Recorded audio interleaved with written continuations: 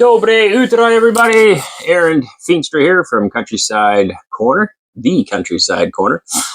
We are doing another interview today with a gentleman who has moved here to Russia as well with his family, and we're going to get his thoughts on all things Russia, on why he moved, where he thinks his country is going, and what he thinks it's like right now. So hope you guys enjoy. Give her a big thumbs up. Don't forget to subscribe to this channel as well as to our main channel, Countryside Acres. There will be links down at the bottom for both channels. All right, God bless you. Good day, everyone, and welcome to the Countryside Corner. Here we're all about faith, family, and freedom. Brought to you from no other than Mother Russia. First off, tell us a little bit about yourself. Who are you? Yes, my name is Martyn. I'm from the UK. We live in Wales. I don't know, not many people, especially across further distance of the world, have heard of Wales so much. It's always kind of just England. But Wales. We've lived there. Guessing southwest, no? Southwest, basically, yeah. There you go. So Canadians know it. Brilliant. Some of us, maybe, yeah. Yeah, so we've lived there for the past 10 years with my wife and children as we've gone along. We now have 4 children. So we kind of lived there for the past 10 years, and we have decided to move to Russia recently. We've done a few different things in our career, businesses, things like that. We still have an online presence with one of the businesses, which we can work remotely here. We're here in Russia now. So that pretty much sums us up. 4 children, not as many as you, but 4 children. It's a big family, depending on where you're from. So yeah, exactly. Very good who you talked to. So how did you end up in Russia? So we've got family here. My wife is Russian. So we've actually got family here, obviously a mum and dad, or mama, papa, dedashka, babashka, as you would call them here. Obviously her sisters are here as well.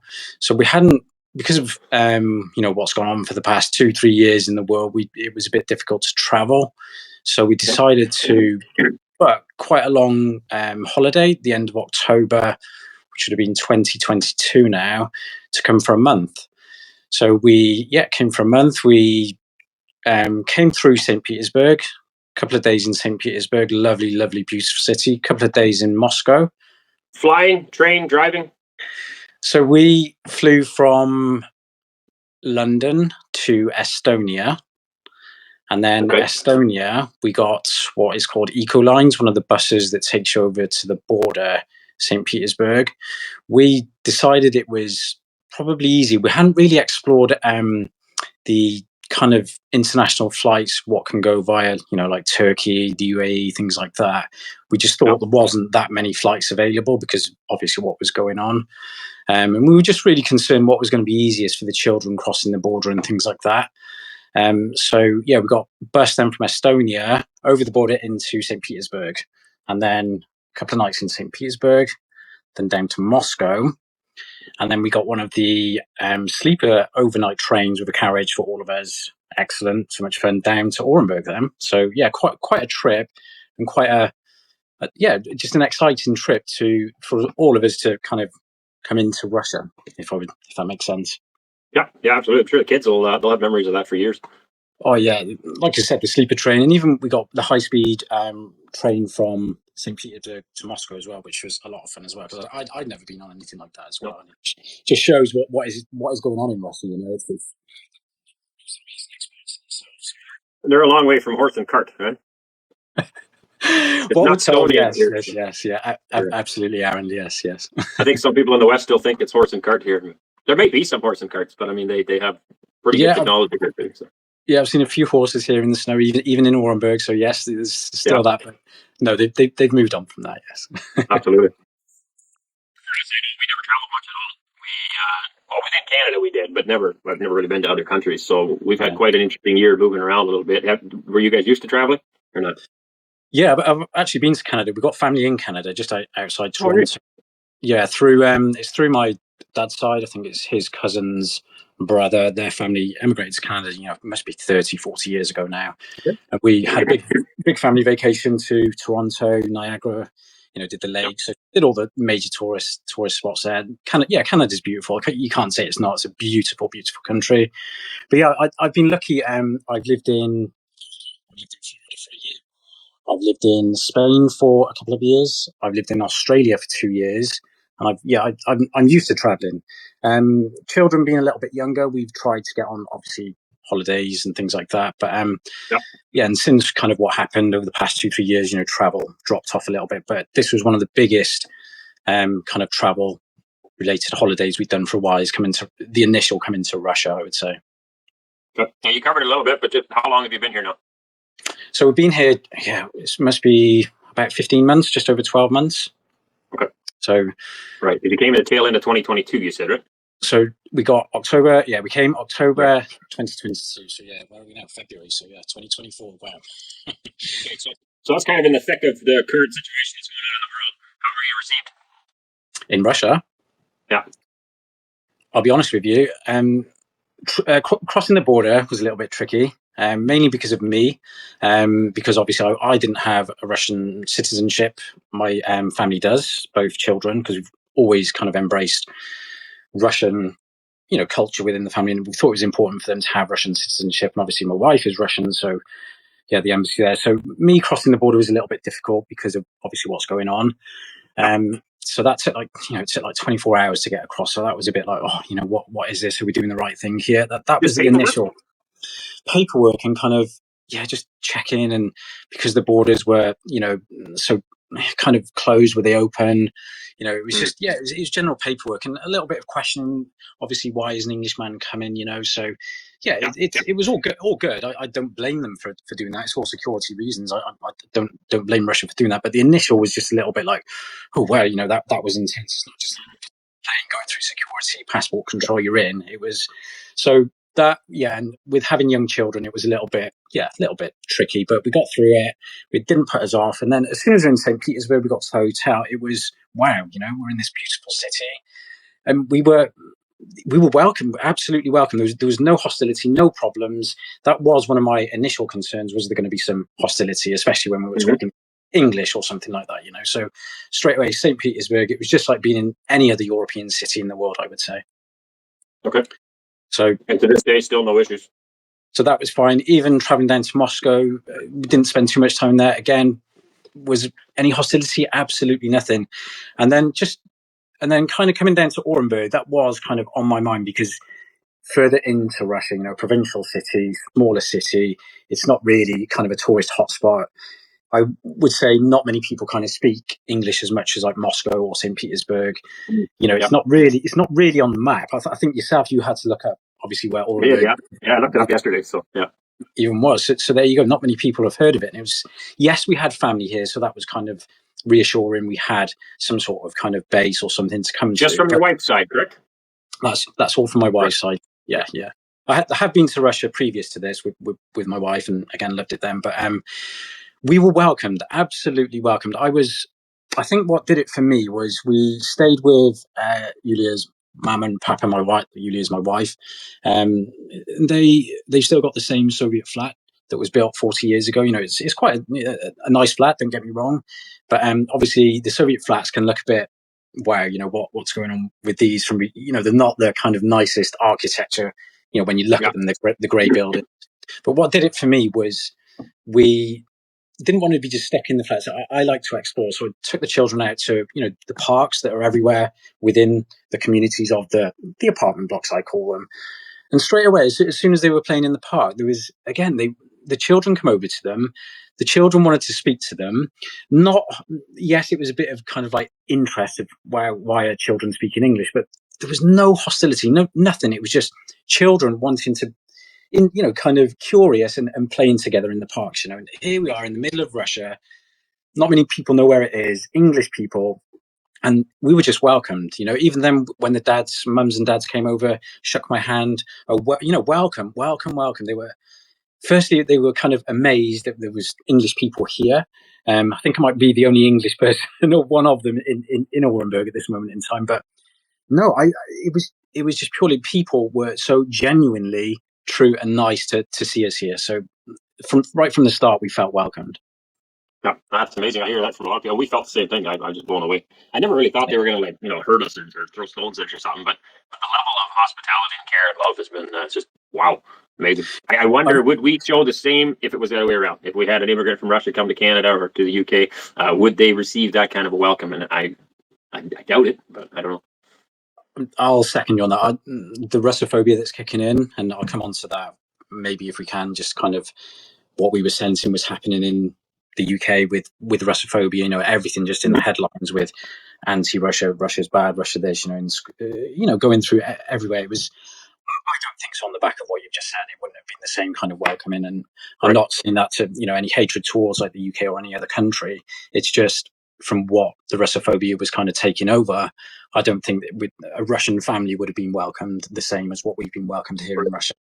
I do think it'd be important maybe to say, I mean, both Canada and the UK have a pretty extensive immigration program. So we get a lot of immigrants from all over the world. We probably wouldn't even notice one new family that shows up and doesn't speak, perfect English or whatever. So that could be part of it as well. Versus here, I think it's very unusual for an English speaking, or at least from the 5 countries to come here from England or America or Canada, New Zealand, Australia, for them to come here is probably more unusual than the other way around, maybe. But.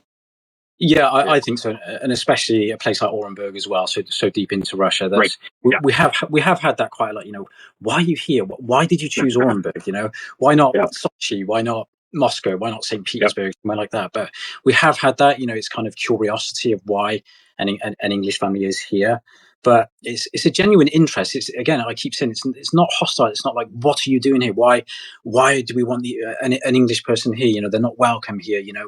Obviously with what's going on, but we've had nothing of that. And just let me tell you a little story. So we obviously initially stayed with Mama, Papa, I call them Diadeshka, Babashka, but we did manage to rent our own flat as well. And this was, I'll probably come on to it why we extended the stay a little bit further, maybe if we've got time. But when we were staying in the flat, my car battery froze last year. Obviously, I couldn't start the car. It dropped to something like almost -40 that night. There was a big wind chill factor, so pretty much everyone's car was kind of frozen.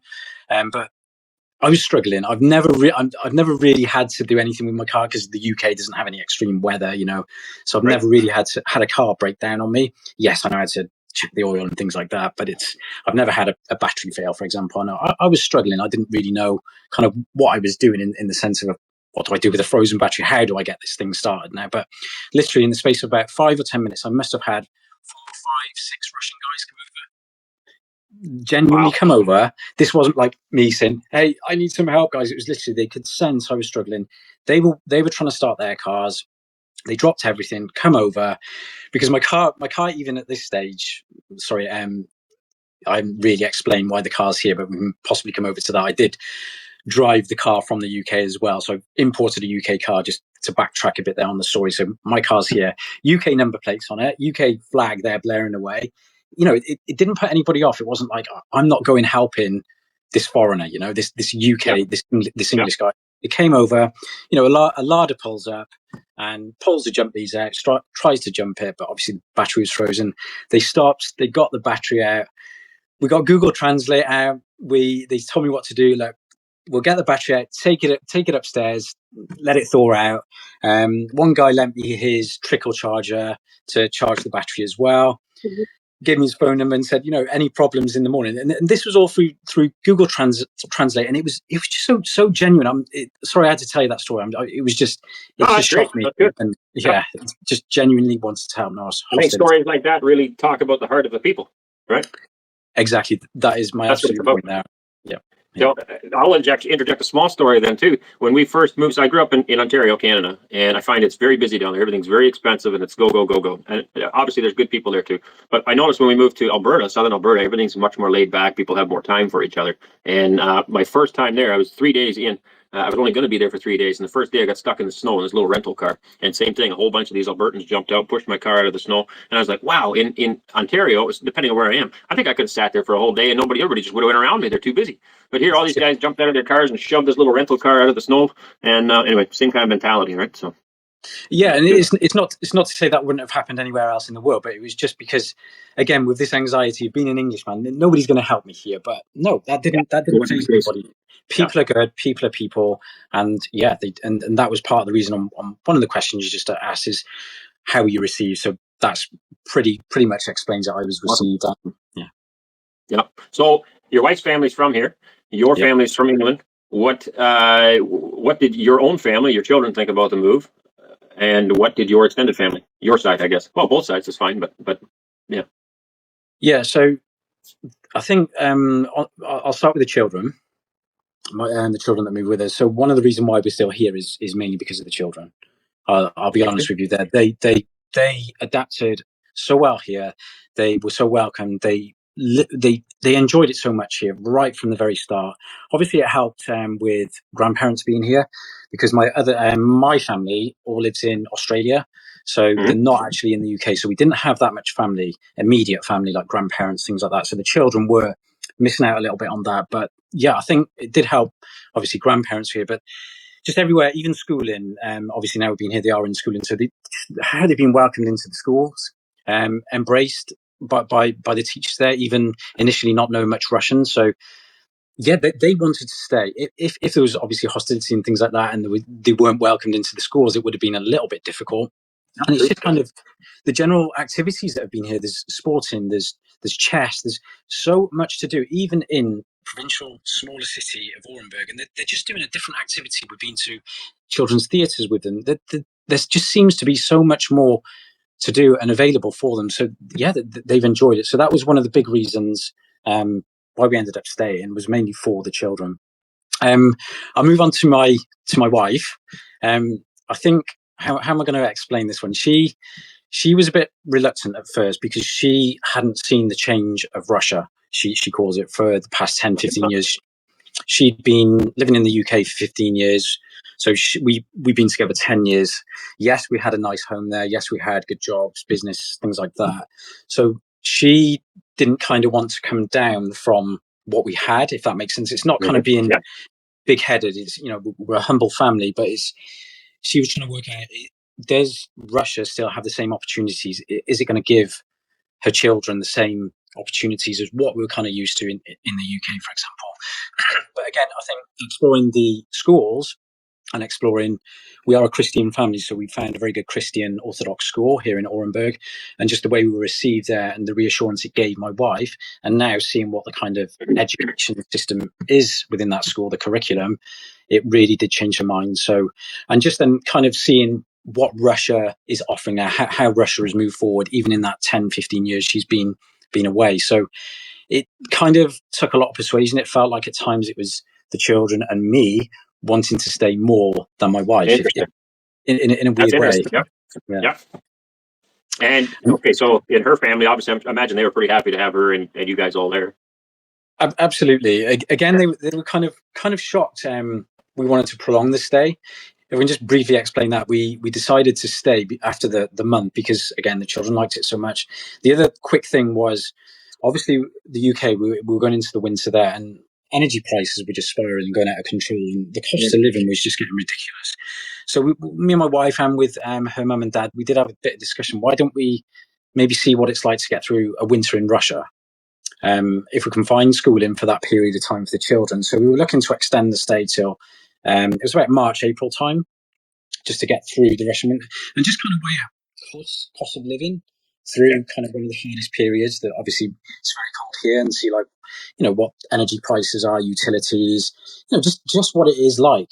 And again, we kind of got through that, and I will be honest, the cost of living, the majority of aspects are a lot less than what is spiraling out of control in the Western countries, I would say. So I was probably going to say it's something like this, right? Yeah. So there is kind of that economical side behind it. That was a little kind of a big decision because we found we were so pressured in the UK with trying to earn more money, and we just couldn't see the cost of living was going like this, but your income was still here. It was like, how are we going to support our family. You know, no matter what job you get, even if you can get jobs or change jobs or increase your business, so we were like, look, you know, let's look what opportunities are here are in Russia, and mainly the education for the children. And like I keep saying, we found a very good school, and that was kind of the hitting the nail on the head with, and why we decided to stay, really, if that makes sense. Yeah, 100%. Yep. And I know it's kind of a lot going on there, but it is a big decision. It's a big move. It's especially when you've got a lovely home in the UK, you're kind of okay, but different factors, and mainly the children, and making sure your family's okay. Yeah. Yeah, I don't think there is a short answer to a lot of this stuff. I mean, I want to try to cram it into a segment, but other people that are thinking about moving or contemplating the decision, they're going to go through these same mental hurdles that you went through and that I went through. It's not an easy decision, but you know, when you line it all up, for me, it was very easy. But each individual thing, you know, there's a lot of questions and unknowns, right? So, yeah.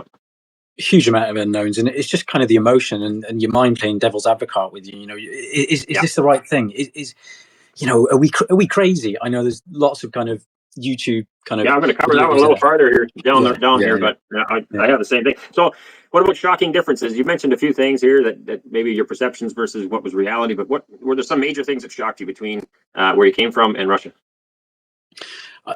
I think the obvious things is obviously the language. That's a huge difference. Mm-hmm. Not kind of the language. It's kind of the alphabet. So you initially get here to Russia. You know, architecture is slightly different, although it's similar in some ways to kind of the Western. But it's this big kind of, especially Soviet style or Stalinka style architecture. But it's kind of all the signage. You know, it's written in this what I would call alien language. You know, it's not the same alphabet. If you don't know the alphabet too well, it's like, right, what is that? You know, you constantly asking, what does that say? What does this say? It's like, you know, it's so strange because being a Western and being, you know, to so many kind of European countries, Western countries, you know, the alphabet, you can kind of get by even in a different language. You can kind of understand what some of the so I think that's kind of the initial shock. It's like, wow, you know, where am I? The other thing I did kind of pick up on, I know this is kind of just initially, I found in the cities is quite a lot of presence of uniform, you know, like men in uniform, and it's like, wow, what is this uniform? Is it military? You know, is it something to do with what's going on? You know, why is this presence? But it's a little bit of a shock because in the UK, you know, it's only you very rarely see any uniform walking on the streets and things like that. But like, you mean police or military? Well, it's not even really military. Yeah, there's a lot of different departments, but I noticed myself, different uniform. You know, like green uniforms, blue, just people walking. You know, with kind of the style of the Russian uniform. You know, the hats, the green colors. It wasn't necessarily just the standard police. It was just like this presence, but it was just like, yeah, wow, what is this for? But yeah, there's so many different departments here, as you know, in Russia from uniform. It's just. It's the initial shock of that, but on the flip side of that, it kind of does make you feel very safe. You know, it's strange. So I don't know. Does that kind of make sense? The initial kind of like shock to? I think so. The difference, yeah. After a while, it just becomes normal, right? But then it just becomes normal, absolutely. And yeah, you can. I think over the last 3-4 years, we began to really distrust uniform. Some of the stuff that happened in Canada made us, you know, we used to teach my kids, hey, you got a problem, run to the police. And the last number of years, I'm like, you got a problem, run as far as you can into the trees. So I came, you know, with a little bit of perception of you can't trust them. And I think that's totally relaxed. We spent 3 months in Georgia, same thing. There's police everywhere, but they're there to help you. They're the old school police where everybody's friendly. And I find the same here. I actually don't see that many police officers here. But yeah, there is definitely people around. Yeah. Yeah, I just thought I'd share that because that was my kind of initial like, wow, you know, is this going to be so different? Is it going to be so strict here? You know, is it all going to be okay? But you know, it's there, and yeah, the rules are great. The rules are there. The laws are there. If you abide by them, it's absolutely fine. You know, if you're going to it's like every country. But I think you're right with what you just said about police in other countries. It's kind of the trust is going there a little bit. Yeah. Yep, and it just takes time to rebuild that again. But I keep being told by everybody, well, they're here just, you know, they're doing the original job, I guess, right? They're here to serve and protect, right? So we haven't had any issues. Yeah, good. But moving, I think you covered that. Oh, go ahead. Sorry. Yeah. So, but there is a flip. Just quickly, there is a flip side to that, though. It's a very good question. But I also think there's a lot of similarities as well. I don't know if you've realised that once you get to know people, once you're living among people, it's just people getting on with their daily lives, doing the daily things, taking their kids to school, going shopping, going to church, whatever they're doing. You know, it's not like this big horrible country where nobody does everything. Everybody's skiing, doing some sort of sport. You know, it's happening. Life goes on here, so it's not. People are people. You know, so there are a huge of reassuring similarities as well. So, yeah, I just thought I'd add that. Yeah, no, 100%. I get that. We're the same no matter where we are, and I think we get divided on race or color or language and stuff. But at the end of the day, we all need the same things. We all want the same thing. Yeah. Exactly. Yeah. I think you kind of covered your reason for moving. Do you have any regrets about moving? No, I don't. I don't personally. I don't for moving my family here because we're happy. I've never been happier in my life, and that is genuine. It feels as though my anxiety's gone. You know, certain anxieties. I am just happy, and it's even here in 12 months. People are saying the novelty is going to wear off, Martyn. The novelty, you know, you'll see the true Russia. The true Russia. What is this true Russia? So, still, the novelty hasn't worn off. This vast country still to kind of enjoy and see, and it's great being with extended family. I'll be honest, the only kind of regret I have still got a daughter in the UK. Okay. So with travel at the moment, it's still not easy to travel, even if you kind of go through Turkey or Serbia or the UAE, you know, via there, then on to London or somewhere like that. It's not easy to travel. And that's the only, as you know, it's difficult, it's costly, puts pressure on your family, you know, kind of all of that. So, you know, it's creeping into 18 months. I haven't seen my daughter now. So it's the only regret. She's a lot older, so she's settled there. But it's just not being able to kind of see her in person away from, you know, like FaceTime video calls or whatever. But I am trying to encourage her to come and see this beautiful country. I'm trying to present it to her in the best way I can, so she'll enjoy her time if she does want to come. So I think that's kind of my only regret. It's just the kind of, it's not easy to travel, you know, and obviously my family's in Australia, my extended family and mum and dad, brothers. Again, it's not that easy to get there and travel to Australia as well. So there's a little bit of regret there. You know, travel is restricted. I would say. I don't know if you agree with that from your experience. Yeah, 100%. Yeah. I mean, all of our family's overseas too. So, but I keep telling people that my job is not to worry about the generation behind me. It's the one that's coming after me, and we got to steer the course for them. So that makes the decision easier, right? So I think that is a brilliant point, Arend. Yeah, you've got to think of your immediate family, your own children, and that's why we're here. You know, that's why we made the decision. We've seen better opportunities, better schooling, things like that. So, I couldn't have said it better myself. Yeah. Yeah, 100%. Good. Thank you for sharing that. Biggest piece of advice that you would give others that are considering moving? You already touched on language a little bit. I think that's the one I usually think of. Yeah, that's a good question. That is a really good question. Language, yes. I'll kind of work around language. So if you're not lucky enough like me to have a Russian wife who can help you with all kind of the paperwork and things like that, it's cheating. It's cheating, absolutely. I would say make sure you use an immigration lawyer. Make sure you have a translator. There is an awful. There's a huge amount of paperwork you have to abide by in Russia. It's nothing scary. It's nothing bad. It's just rules. Yes, when you've got your visa, that's kind of the easy bit. If you're lucky enough to get on one of the visas, I would say make sure you've got an immigration team, because it's little things like remembering when to register. So you've got your visa, you've got to a certain city or town or whatever, you have to register. Mefesa or whatever it's called here. You know, my wife does all this, so I'm pretty terrible, Aaron, with all of this. But from my experience, make sure, because rules are rules. Even if you go over a day, they won't like that. So make sure you understand all the kind of things your visa entails. When you have to register, if you're prolonging a stay longer than, I think it's 90 days, you'll have to get a medical, big long medical. Yeah, I've seen your video on that. I had to go through that as well. Not the easiest experience, but just make sure you know what you have to do when you've got your visa, because nobody's going to tell you. It's up to you. Yes, I'll give you a little pamphlet that you kind of usually put to the side, but it's make sure you understand that. That's the first thing, if that made sense. Yeah.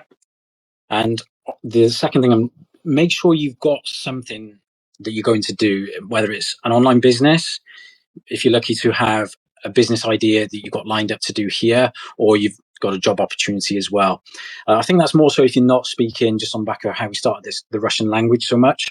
It's probably not going to be that easy to get a job as such if you don't speak Russian fluently, I would say, especially here in such a provincial city. Maybe Moscow, Orenburg, or even Nizhny is slightly differently with IT companies and things like that. But just make sure you've got... Yeah, sorry, Aaron. Oh, I said I don't know about that. I have no idea. Yeah, I'm not into that. I guess IT. So, yeah, there might be, but again, do your research. Make sure you've got something lined up for income. Don't think you're going to come here and just live off the system. That's not what Russia wants, and it's not good. You come in here for a reason. You come in here to, do good for yourself. There's opportunities here, so research it and make sure you've got something kind of lined up. Is what the best advice I would give. Yeah, we're firm on that too. I don't think anybody should be living off the government. Those are crutches that are there and available for people who really need them, like any set of crutches. But we should be walking on our own 2 feet and contributing to the economy, right, as much as we can. So, yeah, I would agree with you on that. Excellent advice. Do you ever consider moving back? I think I know your answer to that one already, just judging by how happy you are here. But no, I don't know. If it wasn't for my daughter there, I don't think I would be going back to the UK for a very long time. I'm not saying anything bad about the UK. It's still my country. I still love my country. I just don't like the kind of direction it's going in at the moment with certain things, certain agendas. Do I want to touch on that too much? I think you know what that is without saying. We call it non-traditional values. That's a good way of summing it all up. Non-traditional values. And when we could see it kind of creeping into even schooling, things like that. We were in a school that's supposed to be a Christian school, and still certain agendas being pushed. It's worrying, Yep.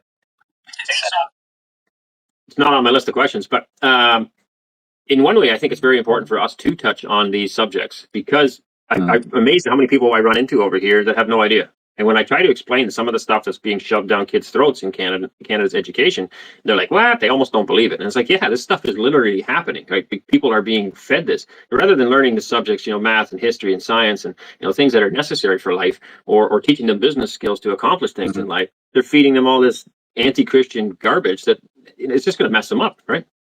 Absolutely, yeah. It's anti-Christian, all that stuff. And it's not so you just touched on, the general kind of subjects, but it's more we found it's picking up in, I don't know, what would you call sex education lessons, stuff like that. It was creeping in there and things. And you could see, and it wasn't so much just the curriculum, you could see what was being talked about amongst children as well. It's like, where have you picked that up from, and specific books being read. And it's like, hold on a minute, where is all this going? It's steadily creeping in more and more into the system, But just on away from that, is what was worrying for us.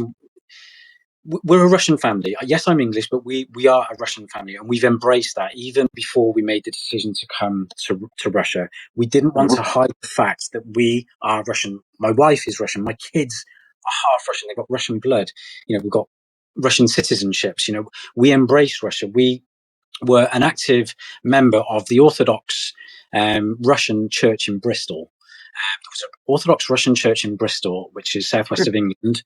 One of the small, not the huge city, quite an important city in the UK, but there was a Russian Orthodox church there. So we were embracing Russian traditional values as well as English. Obviously, we were trying to just become a Russian family in England. It was still, we're an English family, but we didn't want to hide the fact that we were a Russian family. But from what's gone on, we could see Russophobia creeping in more and more. For goodness sake, you go and fill your car up with petrol at the petrol station or gas station, whatever you guys call it. The headline papers there, Russia's bad, Russia this, anti-Russia. It's like, how can I do this? How can I go back to my wife and say, be proud of kind of how my country is portraying basically making the general Russian people look bad, away from politics. It's like, hold on a minute. Have you been to Russia, before you even read in these headlines and it's kind of being put into your mind? Sorry for getting a little bit kind of political here, but it was. That's okay on this channel. This channel, that's allowed. So. Yeah, it got to the point where I was embarrassed, and it was kind of, it's my duty to not feel as though we should have to hide behind that we're a Russian family at the same time, if that makes sense. Yeah, it's racism, really. We always think racism is color, but it's not. I mean, the whole world is being quite racist towards Russians, right? I shouldn't say the whole world. I think the average people like you and me don't really care, but it's the media that's shoving it and the governments that are shoving it. And then there's a certain percentage of the population that claps along with it, right? But absolutely, but we could find, because even neighbours, the energy around us, it was we could sense that people were talking, people, they're Russian, they're Russian. Oh, you start to feel kind of uncomfortable being there then. Yep. Uncomfortable in my own family, just because we're a Russian family at the same time. That's not right. That is totally horrible. It's not right. So again, it was one of the big Russophobia was a big kind of decision of why we're here in Russia. And one of the main reasons was, okay, our children were young; they were only in primary education. But what happens when they get to secondary? When things start to get bigger, are they going to get bullied at school for being openly Russian? How far is this going to go? Are they going to be alienated? And we just didn't know how far this could possibly go. We were starting to feel a bit unsafe there. Yeah, forced to deny their own identity. Exactly. I'm a Dutchman. I always grew up as a Dutchman. I was born in the Netherlands, and for whatever reason, we always hung on to that level of pride is coming from the Netherlands. I don't know why Dutch people seem to have that. But it's always been part of the identity. You explored the world as well, didn't you? So I guess so. Yeah, I grew up in a community of Dutch people. I went to a school with mostly Dutch people, and I still speak Dutch. A lot of my friends were Dutch. I kind of grew up that way, so I could imagine. I mean, if everybody all of a sudden turned on the Dutch people, that would be really tough as well, right? All of a sudden, everything that you are is being challenged and being put down, right, due to something that's totally out of your control in the first place. Well, exactly. And for my wife, spending 15 years of her life in this country, and doing so well, she had a great career. She's an accountant, chartered accountant, gone through all the system there, a fantastic business, work experience, embracing the English culture. She doesn't hate England, We're not saying that at all. But, she's very sad that we kind of, it all changed. But, for a Russian to embrace it and then to be kind of felt so uncomfortable, yeah, it's not right. Okay, so touches on the next subject. You feel safe here. You already covered some of that, I guess, but we can discuss it again a little bit. You start to feel a little unsafe there with people's ideologies towards Russians, and now you're here as an Englishman. Talk about that. Yeah, I've got a good story about this one, I think. So, do I feel safe? Yes. It's easy to say yes. Yes, I do. I'm here. I've been 12 months and I've never felt safer. I was told before I was coming, it was kind of... this was from Russian people from kind of church. An English person go into Russia, you're gonna have a brick over your head. You're gonna be, there's gonna be lots of hostility to you. There's 5 or 6 guys with Russian hats following you around every day. Eh? Yeah, you're gonna have a van turn up and they're gonna come out and jump you and all sorts of crazy stories. This was coming from kind of Russian people, our friends that we kind of knew. It's like, you're mad in English, especially in this moment in time, going so deep into Russia as well, what are you doing? But what made me feel so safe was I drove my car from Bristol to Orenburg, so through 8 countries, 9 countries including Russia. I won't name the country, but I did have a little bit of a bad time in one of the countries driving through with things being thrown up at me, driving through there. And I was like, geez, how am I going to be seen driving through Russia in an English plated car, Union Jack flag on there, UK blaring, right hand drive, so it's basically welcoming. I may as well have had a banner saying, "Hello, I'm an Englishman," Yeah, big old billboard. So drive when I was crossing the border, then coming into Russia. That's where I met my wife, and my wife joined me on the trip through to Russia and through Russia to Orenburg. And I was worried that I was going to have some hostility there with driving an English car through, especially, stopping on the side of the road. We were stopping at truck stops, big truck stops. We were eating in some of the cafes. We obviously had to stop a few nights on roadside hotels, things like that. I was thinking, is my car going to get smashed up here? Is it going to get vandalized? Is it going to be some sort of kind of hostility or hatred towards basically advertising there's an English person here? But nothing happened. Absolutely nothing. The journey was perfect. Nothing. Nobody even blinked an eye, to be honest. Yeah, there was a few people kind of staring at the car when it was parked in, say, a car park where we're getting something to eat, but nothing. So that surprised me because of what I'd been told. But so that made me feel unbelievably safe. I've driven a car 2,600 kilometers or more through Russia, and nothing happened. No problem. Yeah. That's good. That's a good story. did that make me feel safe? It absolutely did. So yeah, and just now, seeing the children mainly playing outside. We visit a lot of friends, family. We go to different places, different parks in the city. We've never had any trouble, and that's the honest truth. We haven't had anything. It's been more excitement, more welcoming than anything else. So we've had no problems. And to be honest, I don't see much crime at all. Yeah, we've noticed that too. Yeah, very little crime. I've been to, like I said, started the interview. Been to a lot of countries. Been lucky enough to live in a lot of different countries. There's certain countries I didn't feel safe. I don't know if I really want to name it, but I didn't feel safe. Couldn't wait to leave the country. A big country, big Western country. So it's not like it was some off the beaten track country. Yeah. I did feel safe in the UK. Don't get me wrong. I lived in Australia, felt safe there as well. But from what I've been told and rammed down my throat and stories, what's going to happen to me here in Russia, nothing. I felt very, if not the safest out of any country I've been to. Right. For me, it's not like I ever see a lot of crime happening in Canada either. We felt very safe where we lived, as far as people and stuff is concerned. The government is what we were more concerned about. But one thing that we noticed here is that people leave their stuff out. You'll go, I don't know, you walk past a restaurant or a coffee shop and they just have their phone or their laptop or whatever sitting there and they'd leave. They go to the bathroom or they leave the purse there and they leave and they go to the bathroom. It's still there. So little things like that I noticed that I don't think anybody in Canada would do that.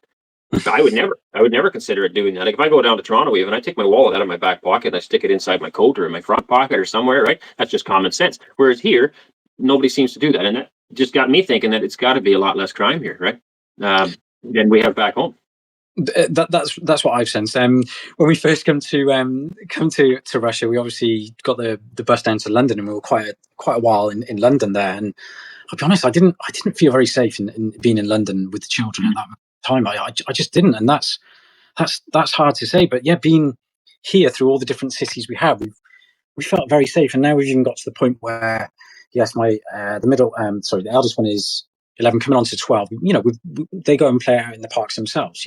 Obviously got a mobile phone with them and stuff like that. So it's we feel safe enough to do that, if that makes sense. Yeah, I totally relate. Yeah. Okay, we could probably talk on a lot of these points a lot more. Maybe we should down the road. But last question I got for you: where do you see Russia going in the next 5-10 years, spiritually, economically, as a nation, as people? Just what are your thoughts? Wow. Good questions. Spiritually, from what I've seen, I'm Christian, Orthodox Christian. There's a big Muslim population here also. I don't know much about the Muslim community, but I've got nothing wrong with that. Christianity, the end of my road, there's a new monastery being built.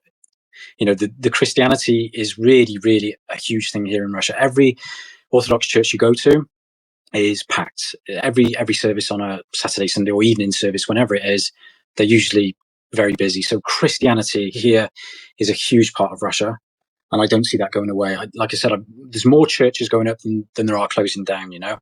So I think I was told it's 3 churches. Is it 3 churches a day? It's a really high number that's being built.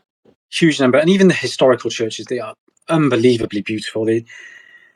They have a certain energy around them. I don't know how many you've managed to visit in your time here, but I recommend you go and visit as many monasteries, even try and get on a pilgrimage here in Russia or something like that to take you around the different kind of amazing monasteries and churches. So that presence is not going. And for me, it's absolutely incredible to see that. It's not frowned upon to show that you are Christian. It's a huge part of it's a huge part of the majority. Celebrated. It's celebrated. There's so many holidays here on the back of Christianity, okay, Christmas is slightly different to what we would see, especially mainly because of the calendar, the Orthodox calendar. Christmas falls, it falls different 2 weeks later, but it's huge. The holidays are huge here. There's always something going on. But so spiritually, and even the Muslim community, that's huge. But what my boys' school is a Christian school. It's got a Christian school, and next to it there's a mosque as well. There's no bitterness to it. There's no it's not like rivalry or something like that. It's just religions getting on in this multicultural country. It's a huge, vast country. There's a huge Muslim population. I drove up to Kazan from a very, very big Muslim population up there, and even driving up through there. And so spiritually, it seems to be getting on. And I'm going it's to break only in with a going small question then. So I know I said it was the last question, but I'm going to break in. I don't want you to carry on with that thought. But a lot of people that I've talked to are concerned about only Orthodox is allowed here as a religion. So obviously you're saying Muslims have a large part to play in this country. And I know personally of many other Christian denominations that are here and seem to be doing just fine. I've talked to some people from different churches. They seem to think it's, you know, it's great here. They're not under any kind of persecution. So you have any thoughts on that? Like, obviously you talked about Muslims there. So I think obviously Christianity is Christianity. I don't want to get too into theology here. No, that's fine. You'll be, you know, going to an Orthodox church, you'll be welcomed. There's no doubt about that. If you're Catholic, if you, whatever kind of Christian, how do you say, what part of Christianity you are, you'll Different be welcomed. denominations. Yeah. Yeah, you'll be welcomed into an Orthodox church. Absolutely. You know, somebody tell me if I'm wrong here, but from our experience, yeah, you'll be welcomed. There are Catholic churches here as well. It's not like it's just Orthodox. There's even churches, Catholic churches here in Orenburg as well. So yeah, it's and it's not so much. It's not just the Orthodox side of it. It's Christianity. I think is what is a big part of Russia. Yeah, if that makes sense. Yeah, absolutely. Yep. Okay, carry on that thoughts. What about economically? People, nation, where do you think it's going? Is it crashing like this? Absolutely not. So as you probably know from one of my videos, we built a house here, right? We used a developer to kind of do the shell, the foundations, things like that. But we obviously had inputs into that at the build stage, like where we want the plumbing going, where we want the electrics, where we want certain changes to the construction. And then we did the inside. So it's kind of here, it's a big thing in Russia, you know, you buy an apartment or a house, they call them grey. So it's just literally the brick in the inside and the concrete on the floor, the basic concrete. And then you kind of have to do everything else, your electrics and plumbing and things like that. But what surprised me, is the speed and the readiness of materials. We started the build in April and it was completed in October. 6 months is that? Yeah, well done. That was a house, an amazingly built quality house. Minus 35, we've tested it. We're warm. It's all working. It's absolutely comfortable for a family to live. It was built in 6 months, so that to me shows the materials are readily available. There's no shortage of workers. I know the question was on economically, but everything is working here. It's only going forward. Materials are available. Yes, we know Russia's got a vast amount of resources, but on the back of that, there are so many opportunities here in Russia. I won't name opportunities. I think that's kind of up to people to do their own research and understand what opportunities are here. Like yourself, agriculture is a huge push and a huge opportunity here in Russia. Absolutely is. We're possibly even looking to invest in aspects of agriculture. We're not farmers by no means. I've had some chickens, but we're not farmers. That counts. That counts. We've had it's only going up. Sanctions haven't worked. They've only made things better. Look at the way kind of ex-Western companies, how fast that's turned around. And now they're Russian companies. I think the greatest example is McDonald's. Now, I love or hate that fast food joint, but how quickly that was turned around from McDonald's to that, to now thriving. It's now more popular than ever.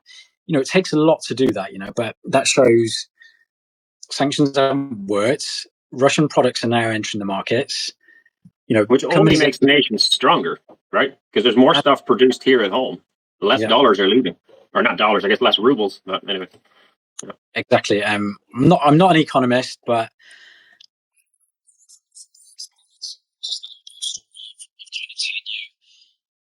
I think the kind of property market shows you where an economy is as well. There's so much construction everywhere you go. Even here in Orenburg, there's flats going up, there's new roads being built, there's new infrastructure. If that's not being done, your economy's in a bad way. So if it wasn't for all of this huge amount of construction on every single level kind of going up throughout Russia, like I keep saying, we're in a small provincial city and the city is just expanding at an exceptional rate, and there's opportunities everywhere. There's opportunities on the back of all of this, not just gas, oil, resources. There's opportunities here in Russia. So I only see it going up in a big way. Right. And because of the links it's now got obviously with the Asian market as well. Yeah, that's huge. Yeah.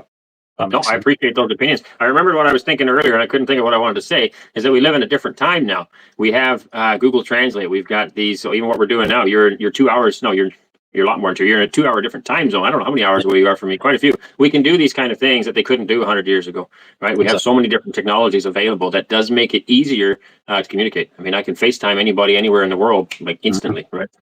Which makes the move a lot easier. Can you imagine having to write a letter back to your daughter, and it takes 6 months to go on a pony ride and then a boat ride and whatever else it would take to get back to England, and then you have to hope for a reply, right? It's a lot better. Can I just add to that quickly? So Google Translate, amazing. So everybody asked, they're surprised, like who was like organizing all the materials coming here, especially when we were doing like the flooring and things. We had a plasterer in, we had plumbers in, we had electricians in. I was my wife organized a lot of it because it was easier over the phone, organizing deliveries and kind of organizing the tradespeople coming. But when they were here, it was up to me to kind of make sure they were doing where stuff was going, what was happening, and it was all done through Google Translate. That's amazing what we can do with that.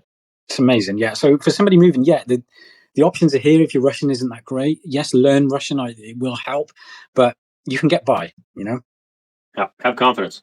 Mm-hmm.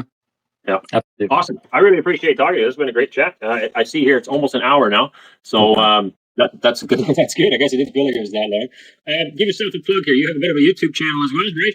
It's not been hard. It's grown quite a bit in the last number of weeks. Yeah, absolutely. So where can they find it? I've finally got the courage to do and launch it. There's quite a bit of content out there now. It's 4,000 subscribers. It's called Russian Travels. Okay, we'll put that down in the description down below here as well. Yeah, it's quite an easy one. Yeah, quite an easy-ish one to remember. Russian Travels. Quite a few videos. All I'm trying to do with this channel is create some positivity for the world, and most importantly for the Russian people as well, to show you how great this country is, how an English family or an English man can move with his children and adapt, be safe, be healthy, be happy. That's what I'm trying to show with this channel. So please check it out, and it's just share it, because it's just trying to show the message that is so distilled in our mind of how bad Russia is completely different. Awesome. All right. Well, thank you very much, Martyn, for taking the time to talk with us, answer all these questions. We may have to do another one of these sometime down the road. So much, but no, thank you, Aaron. Thank you for your time. Maybe in person, although I have no idea when I'd ever have the time to go over there, but I would love to see more of this country. So. We really want, on one place on the top of my list is Nizhny. So I think we'll wait for the weather to get a little bit better. Maybe we'll see how it goes. But Nizhny's on the list, so I'd love to meet you in person, Aaron. Absolutely, yeah. And well done with your channel, and I hope all the best for you as well. All right. Thank you very much.